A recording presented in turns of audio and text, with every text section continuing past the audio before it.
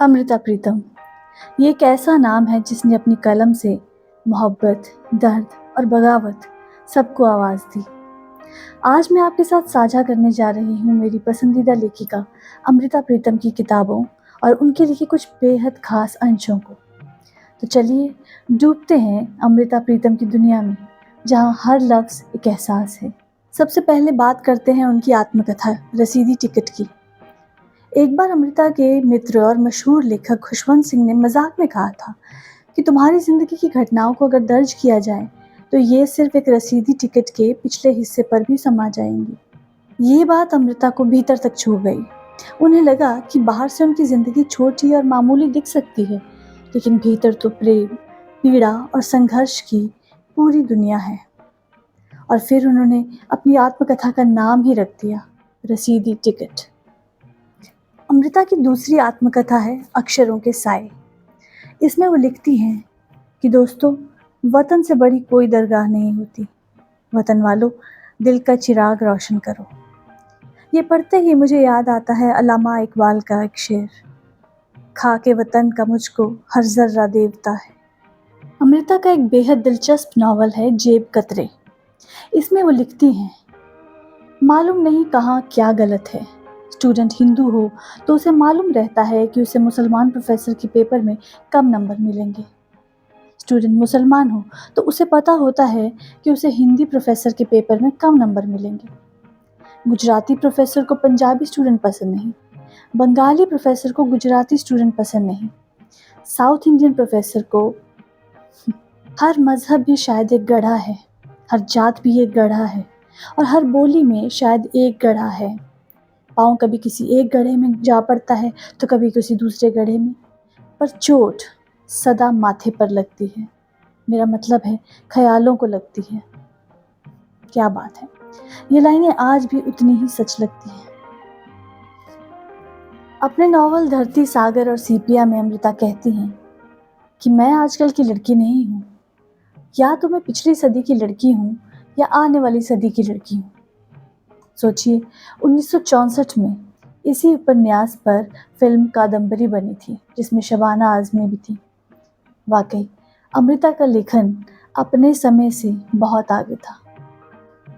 अमृता की कुछ किताबें उनकी रूहानी यात्रा को दिखाती हैं, जैसे लाल धागे का रिश्ता, इश्क अल्लाह हक अल्लाह, अलिफ अल्लाह हजार दास्तान और अनंत नाम जिज्ञासा।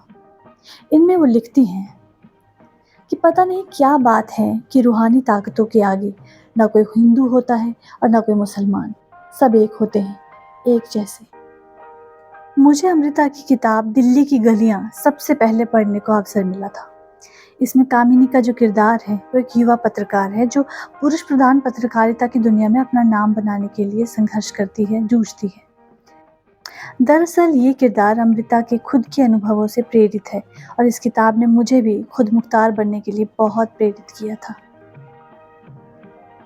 5 बरस लंबी सड़क, ये किताब है लव एंड लॉन्गिंग की, छोटी छोटी कहानियों का संगम। दूर होकर भी पास और पास होकर भी दूर रहते आशिकों की कहानियाँ। अमृता प्रीतम की लिखी हुई एक लघु कथा है जिसका नाम है साहिबा आई थी।